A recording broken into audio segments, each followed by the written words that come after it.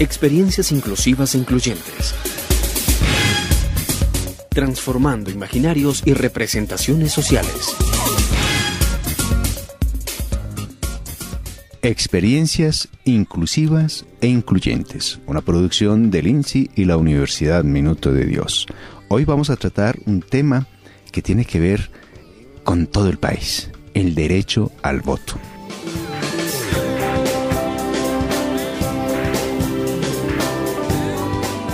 En el ejercicio de la democracia, pues las personas con discapacidad visual, pues tienen el derecho de participar en los procesos electorales, porque también es una experiencia inclusiva e incluyente. Y para hablar de este tema, hoy nuestro invitado es don Germán Guevara Castañeda, funcionario de la Registraduría Nacional del Estado Civil, y tiene a su cargo los temas de organización del proceso electoral y capacitación de los autores del proceso. Y don Yamel Alberto Skinner, que es representante del INSI y tiene como parte de su trabajo el tema electoral.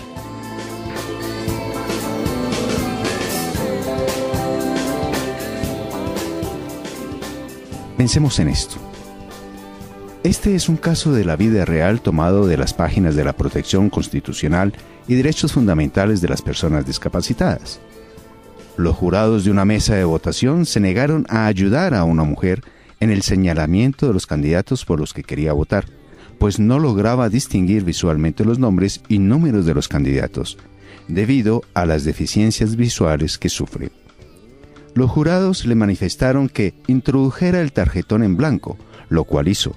Lo anterior evitó el libre ejercicio de sus derechos democráticos. Para la Corte Constitucional no es justo ni constitucional que las personas con discapacidad vean restringidos sus derechos al voto. Lo anterior es ratificado en el artículo 16 de la Ley 163 de 1994, donde se autoriza a un determinado elector para ser acompañado por otra persona que le auxilie en el acto de votar, siempre y cuando en las circunstancias concretas existan obstáculos generados por la discapacidad del ciudadano. Esto conlleva a que se presente excepcionalmente la posibilidad de que ciertas personas voten en compañía de otra que le facilite el ejercicio del derecho al voto político citado. La ocurrencia de la situación excepcional planteada debe obedecer únicamente a brindarle colaboración a las personas que por su condición física tengan dificultades para el ejercicio de su derecho fundamental del voto.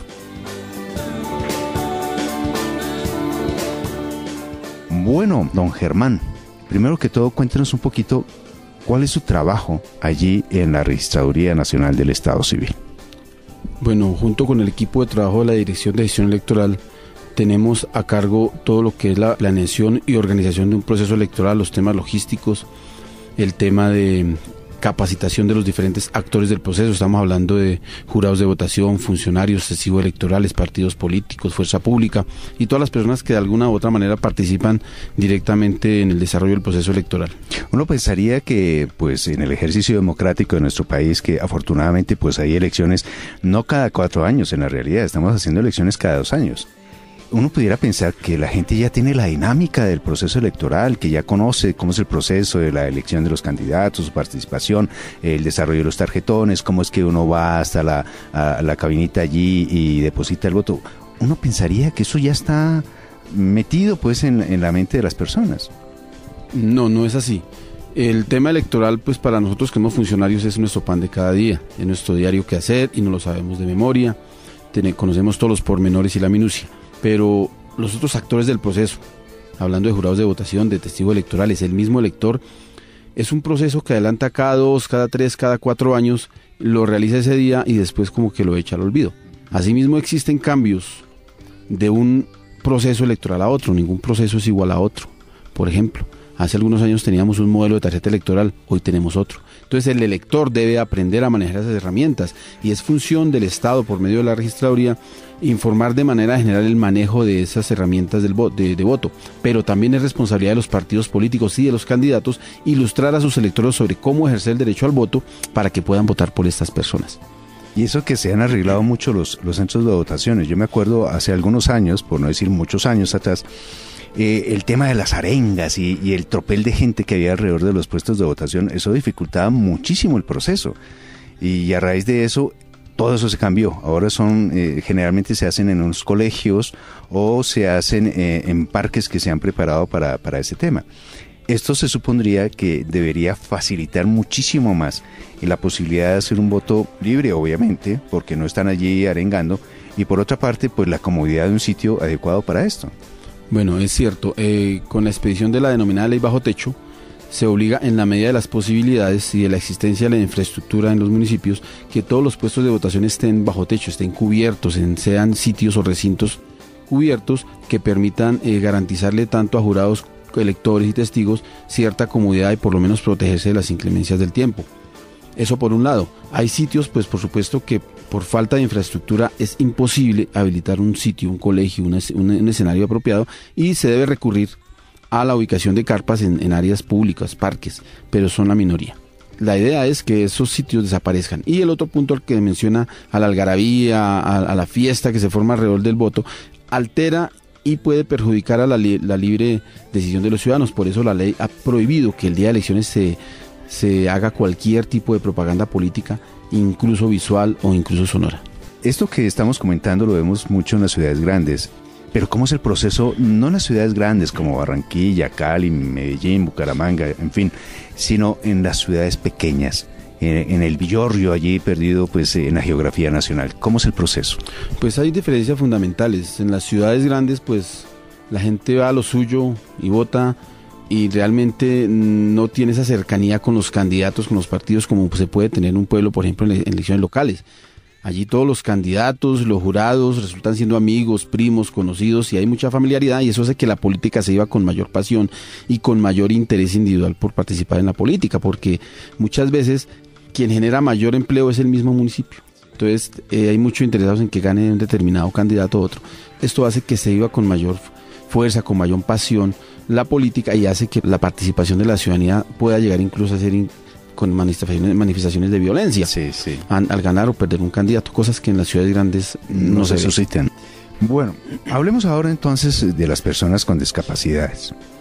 La ley ha regulado el proceso para que una persona con discapacidad logre ejercer su derecho al voto.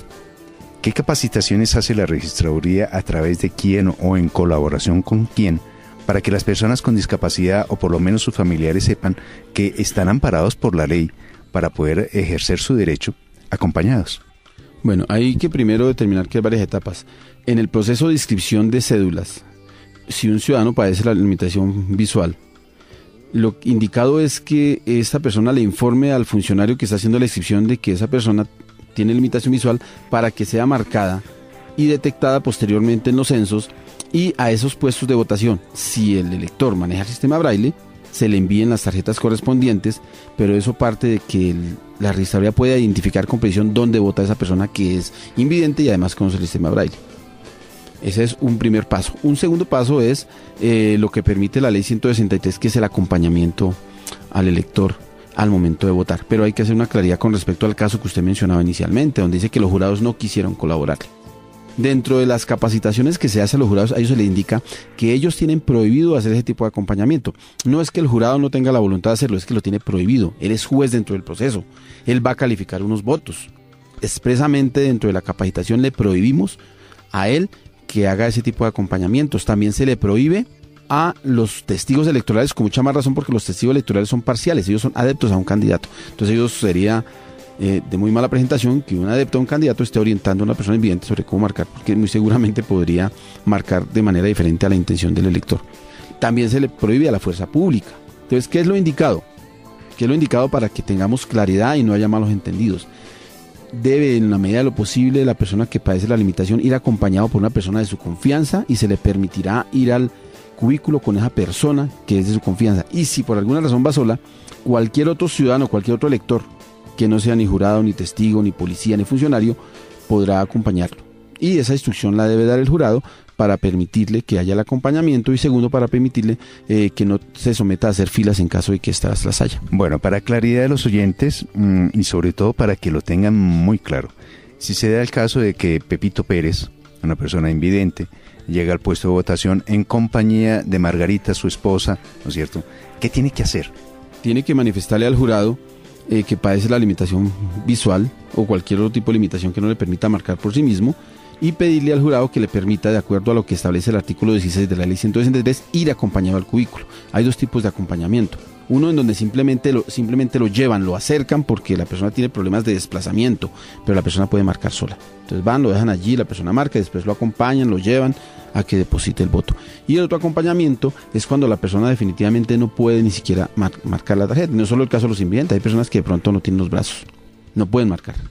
Los invidentes que no conocen el sistema braille no pueden marcar por sí mismos, entonces se permite que una persona de su confianza o cualquier otro ciudadano, con las excepciones que mencioné, lo acompañen e incluso le marquen la tarjeta por instrucciones de la persona que padece la limitación.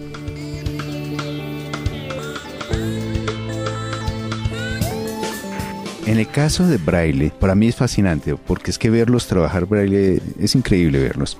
Usted me dice que si la persona, en el momento de hacer el registro de su cédula, antes de las elecciones, dice, bueno, yo soy una persona con discapacidad, sé leer braille, ¿cuál es el proceso que hace la registraduría para mandar esos tarjetones en braille a nivel nacional? Porque es que esto hay que recordarlo, la registraduría cubre la totalidad del territorio nacional, incluyendo las islas, ¿no? Uh-huh. Es todo el territorio nacional. Y también territorios extranjeros, ¿no? Que se hace a través de las embajadas, de los consulados. Cuando las elecciones son de orden nacional, Senado, presidente, las elecciones son en todo el territorio nacional y además en los consulados, embajadas, se colocan puestos de votación para que voten los colombianos residentes allí, previa inscripción. En las elecciones de carácter local ya no se puede votar en el extranjero, pero solo en el territorio patrio aquí en Colombia. Hablamos de ciudades, municipios, corregimientos. Donde haya un corregimiento, allá tienen que llegar la registraduría con todas las herramientas para que el ciudadano pueda votar. Entonces, se distribuyen de manera general unas tarjetas braille a todo el país para la eventualidad de que una persona no identificada como invidente la solicite. En las ciudades grandes, Bogotá, Medellín, Cali, Barranquilla, se distribuyen en varios puntos de la ciudad para tener cercanía y rapidez en la distribución. En los municipios pequeños, pues únicamente en el puesto central, en el puesto principal, allí se ubican las tarjetas. Y en los casos en donde el elector ha manifestado que padece esta limitación y nosotros lo tenemos marcado como invidente, sabemos en qué mesa va a votar y muy seguramente allí van a llegar las tarjetas braille para que el ciudadano pueda hacer el ejercicio del derecho al sufragio. Entonces fíjense que la registraduría sí tiene una inmensa preocupación para que usted, amigo oyente, que tiene alguna limitación visual, pues tenga la posibilidad de hacer el ejercicio electoral a través de braille. Pero bueno, la tecnología viene cambiando todos los procesos y resulta que nuestro país hacia adelante, en un futuro muy próximo, va a intentar entrar en el tema tecnológico. El voto electoral a través de procesos electrónicos. ¿Cómo va a ser esto, don Germán? ¿Cómo va a funcionar esto? Sabemos que en el 2014 ya debe funcionar el voto electrónico por mandato legal. Es una obligación que tenemos. Pero es un tema tan grande que se ha creado una comisión asesora para la incorporación, implantación y diseño de tecnologías de la información y las comunicaciones para el proceso electoral 2014. Palabras breves, voto electrónico para el 2014. ¿Cuál va a ser el modelo que se va a adquirir? No lo sabemos. Primero, esta comisión que está integrada por el Registrador Nacional, el Ministerio del Interior, el Ministerio de las Tecnologías de la Comunicación, Ministerio de Hacienda, el Ministerio de Justicia, los partidos políticos, todas estas personas tienen asiento en esa comisión y allí se están identificando todos los temas que tienen que ver con la implantación del voto electrónico. Entonces, ¿qué es lo que necesita el país? Van a revisar en algún momento las tecnologías que ofrece el mercado y vamos a tener que, por este medio de esta comisión, adoptar algún modelo tecnológico, que puede ser desde el modelo en donde yo marco en la pantalla, con pantallas touchscreen, donde yo selecciono el candidato en la pantalla, o sencillamente máquinas que me cuentan los votos físicos que el ciudadano emite. No sabemos, hay cualquier cantidad de variaciones en el mercado. Y es muy importante que la población invidente, por intermedio del INSI, haga llegar a esta comisión cuáles son sus inquietudes y sus expectativas con respecto a la implantación del voto electrónico para que no sean desconocidos por este nuevo proceso y al contrario sean integrados y tenidos en cuenta para que el modelo que se adopte los incluya. Bueno, y hablando del INSI, pues hay una persona encargada del tema electoral dentro del INSI. Don Yamel, ya nos han comentado el proceso electoral, la preocupación que tiene la registraduría para que todos los colombianos puedan ejercer su derecho al voto. Y durante estos procesos electorales que ya se han pasado, ¿Cuál ha sido la labor del INSI frente al tema de la discapacidad y cómo ha promovido o ha desarrollado algún proyecto o planes para que la comunidad sepa que tiene el derecho al ejercicio del voto y cómo se puede hacer esto? En los últimos años el INSI viene participando activamente en el proceso electoral, en la elaboración del tarjetón electoral, en el sistema de tinta braille. Es un voto que se transcribe del original, del voto original que elabora la registraduría, y se hace la transcripción y la adaptación al braille en cuanto en tamaño y en cuanto al texto, apropiándolo en la forma más precisa y correcta para que el ciudadano con discapacidad visual pueda ejercer el voto, pueda ejercer el derecho del voto. En ese sentido, pues siempre hemos participado en los últimos 10 años, 12 años en el proceso electoral, con una entrega oportuna, de acuerdo a lo programado por la registraduría, y con un cubrimiento total del país de acuerdo al tipo de elección que se está ejerciendo. Es decir, se participa en las presidenciales, en las departamentales, en las municipales, en todo tipo de elección y cualquier tipo de tarjetón que se requiera, el INSI participa 100% en ese proceso. El trabajo de la registraduría pues le enseña en general al país y los colombianos que vienen del extranjero la necesidad y la manera de hacer el ejercicio democrático del voto. El INSI ha hecho procesos específicos, es decir, no solamente abordar el tema del braille, sino a las personas invidentes, sino también a los procesos comunitarios, a procesos de familia. ¿Ha buscado la manera de que esta información llegue a esta población? Sí, señor. El INSI recurre a diferentes medios informativos y de promoción y de que la población conozca que en el momento de ir a ejercer el voto puede encontrar en su puesto de votación en cualquier municipio, en cualquier localidad del país, encuentra su voto para poder hacer uso de ese ejercicio. Don Germán, cuando una persona con discapacidad, en este caso discapacidad visual, no se le permite hacer el ejercicio de su derecho al voto, por cualquier razón, ¿cuál es el procedimiento que tiene que seguir esta persona? Debo aclarar que es un derecho y debe concedérsele, debe garantizársele por cualquier medio que la persona pueda ejercer el derecho al sufragio. Si es un jurado o cualquier otra autoridad al que no se lo está permitiendo, existe la posibilidad de acudir a la personería o a la procuraduría para que por intermedio de ellos se haga efectivo este derecho. En casi todos los puestos de votación existen representantes del Ministerio Público que son los encargados pues de apoyar a estas personas para que puedan ejercer el derecho al sufragio. Es decir, querido oyente, si usted no ha podido ejercer el derecho al voto, tiene las herramientas legales para anteponer pues una demanda, una querella, no sé, un denuncio por lo menos. Eso se debe hacer el mismo día, ¿no? Hay funcionarios de la registraduría, hay delegados de la registraduría, del Ministerio Público. Sí. Cualquiera de ellos está en condiciones de ir a hablar con los jurados o hablar con la persona que se está interponiendo. Puede ser incluso la fuerza pública, de pronto por algún desconocimiento, o el mismo jurado, pero el funcionario de la registraduría está en condiciones de informarle al jurado cuál es el procedimiento adecuado con estas personas, y si no lo hace el funcionario de la registraduría, lo debe hacer el personero o el representante de la procuraduría. Bueno, en el caso de municipios muy alejados, ¿cómo hacen las personas para hacer el recuento de los votos? Me explico. Al terminar las elecciones siempre se hace el recuento de votos. Obviamente los votos normales pues es muy fácil verlos, pero un braille, ¿cómo hacen para sumar eso? ¿O no lo suman? ¿O lo suman la registraduría después? ¿Cuál es el proceso? No, los votos en braille también tienen el texto escrito, de tal manera que lo pueda leer el lector invidente, pero sí, también lo puede leer el lector vidente. O sea que él tiene la impresión caligráfica en tinta y tiene la impresión braille, o sea que es totalmente transparente para el jurado hacer el conteo de los votos, y lo va a hacer de manera inmediata. Sí, es correcto. El INSI imprime el tarjetón en tinta macrotipo para personas de baja visión, y a su vez el tarjetón también va en el punto braille para la persona que es completamente ciega. Y en cuanto al control y conteo del tarjetón, pues se facilita también porque en la primera página pues viene un espacio especial donde está, cuando es prenumerado, pues va prenumerado. Bueno, usted me dice que estos tarjetones de todas maneras hay un número determinado.